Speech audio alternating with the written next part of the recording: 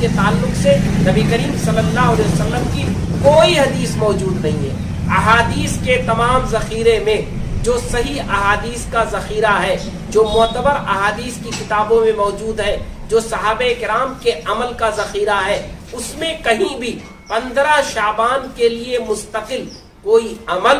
کوئی ایسی عبادت اور کوئی ایسی چیز نقل نہیں کی گئی ہے جو خصوصی طور پر 15 شعبان کے لیے ہو۔ لیکن اسلاف میں چونکہ یہ رواج تھا کہ رسول اللہ صلی اللہ علیہ وسلم نے شعبان کے لیے تاکید فرمائی ہے، اس کی بنیاد پر رسول اللہ صلی اللہ علیہ وسلم کے اس ترغیب کی وجہ سے